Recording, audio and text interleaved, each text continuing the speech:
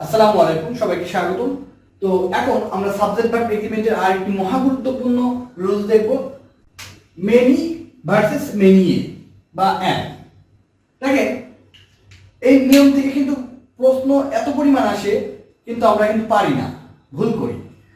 So রুলসটা দেখেন, যদি কোনো সেন্টেন্স মেনিয়ে দিয়ে শুরু হয় তাহলে পরবর্তী নাউন এবং ভার্ব উভয়টি সিঙ্গুলার হবে।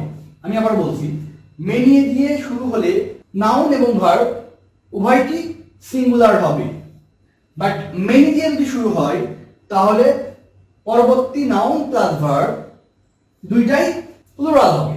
তো এখন আমরা এই নিয়মে দুইটা প্রশ্ন দেখব। দেখেন, প্রথম প্রশ্নটি, many try to complete the work. তাহলে এখানে কি বলবে? আমি কি বলছিলাম, যদি মেনিয়ে যুক্ত থাকে তাহলে singular noun plus singular verb বলবে। তাহলে আমরা একটু চেক করে অপশনগুলো দেখেন, এখানে কি মেন সিঙ্গুলার না প্লুরাল? অবশ্যই এটা প্লুরাল, সো এটা চোখ বুঝে বাদ।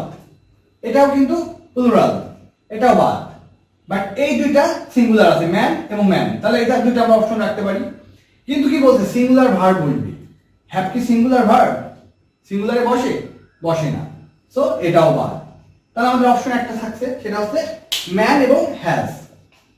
সো আপনি চোখ বুঝে অ্যান্সার করতে পারবেন। যদি মেনিয়ে থাকে, কোন মেনিয়ে দিয়ে কোনো সেন্টেন্স শুরু হয় তাহলে পরবর্তী নাউন এবং ভার্ব উভয়টি সিঙ্গুলার হবে, তাহলে এটা ম্যান এবং হ্যাজ সিঙ্গুলারে ব্যবহার করা হয়। অপশনে অ্যান্সার এটা হবে। তাহলে আমরা পুরো সেন্টেন্সটা একটু অর্থটা কি হবে, many a man has tried to complete the work, অর্থাৎ অনেকেই কাজটি করার চেষ্টা করেছে। তারপরে প্রশ্নটি দেখতে পাচ্ছেন, many students dash absent yesterday. আমি কি বলছিলাম, যদি মেনি দিয়ে শুরু হয় তাহলে প্লুরাল নাউন হয় এবং প্লুরাল ভার্ব হয়। তাহলে এখানে বোঝা যাচ্ছে এখানে স্টুডেন্টস এটা প্লুরাল নাউন, তাহলে প্লুরাল ভার্ব বলবে।